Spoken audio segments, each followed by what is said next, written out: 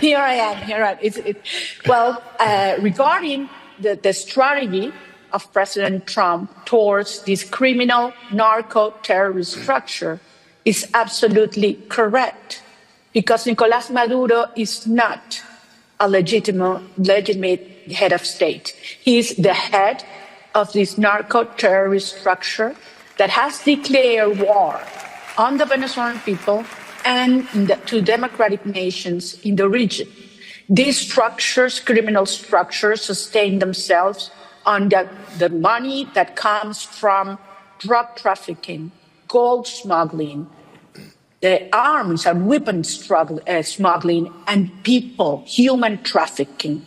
And you need to cut those cash flows. And that's precisely what President Trump is doing to protect millions of lives of American citizens, Latin American citizens, and certainly Venezuelan citizens. Maduro started this war, and President Trump is ending that war. Amazing.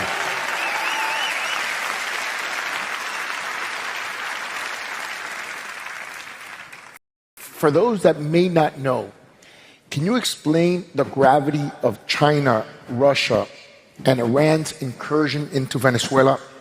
How would you manage relations with these countries? This is a critical issue that all Americans, all people in the Americas have to understand. Venezuela has been turned into the main bridgehead of the adversaries of the United States and its criminal networks and enemies that support them. So now Venezuela has turned, our territory, our resources, our institutions have been they've been captured by these actors, these criminal actors. In the case of Iran, Iran has turned Venezuela into its satellite, operating from the heart of the Americas. Not only the National Guard has been operating and training forces, they have given technology in drone systems. They are building drones, armed drones in our country, and they have used Venezuelan financial system to launder their resources for groups such as Hezbollah and other terrorist groups to operate, giving them over 10,000 Venezuelan passports to freely move around the world and the Americas. And I insist, this is not thousands of kilometers away. This is 3 hours by air away from Florida. In the case of Russia, Russia has armed Venezuela. Russia has helped in intelligence, espionage, and technology. And they have agents currently operating in our country.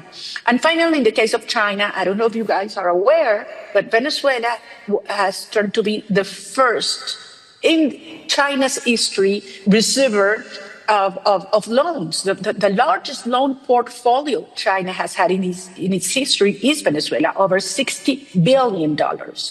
And one thing that I'm surprised is not been noted before is that China in 2012 got granted commission by President Hugo Chavez, then President Hugo Chavez, to its state-owned company called CITIC, a full studio, geological studio of Venezuelan mineral resources.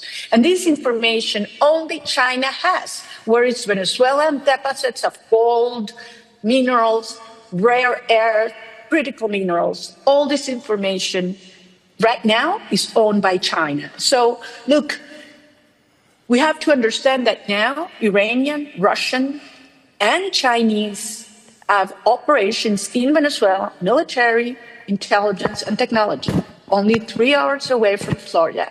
And a transition to democracy will certainly dismantle this and turn Venezuela into the strongest security ally of the United States and Western democracies in the region. So this is a moment in which Maduro has to understand that the hours are running up. And certainly, if he accepts a transition, this will move further orderly and peacefully and faster. But it will take place regardless whatever Maduro does. So in the first stage, in the first 100 hours, we need to take control. We have to secure power stations, secure the borders, and of course, liberate all of our political prisoners.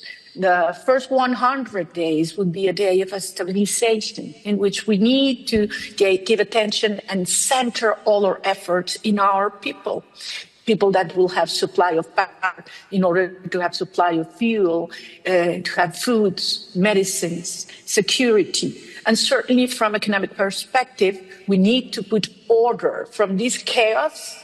Venezuela is currently to bring order in every dimension, but especially in our economy, in our financial accounts.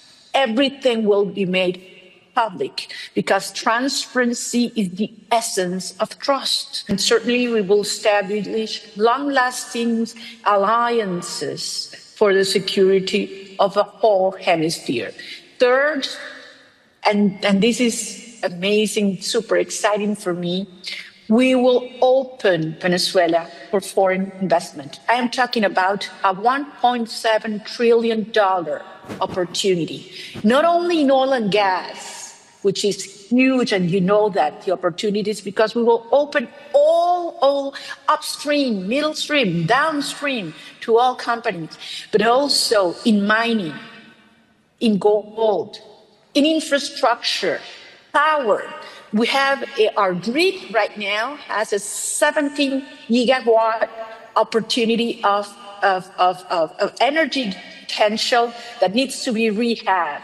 Certainly for technology and AI and tourism. You know, Venezuela has 2,800 kilometers of pristine Caribbean coastline ready to be developed. So this is going to be huge. We will bring rule of law. We will open markets. We will have security for foreign investment and a transparent, massive privatization program that is waiting for you. Fourth, I have to say, for the region, this will mean we will stabilize the region and bring democracy. And please listen to this. Our cause, the Venezuelan cause, is also the Cuban cause and the Nicaraguan cause.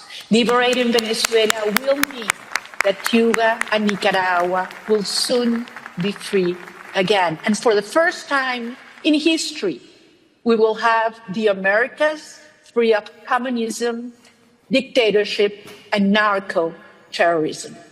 And finally, our people. You know that a third of Venezuelan population have been forced to flee our country, almost 9 million Venezuelans.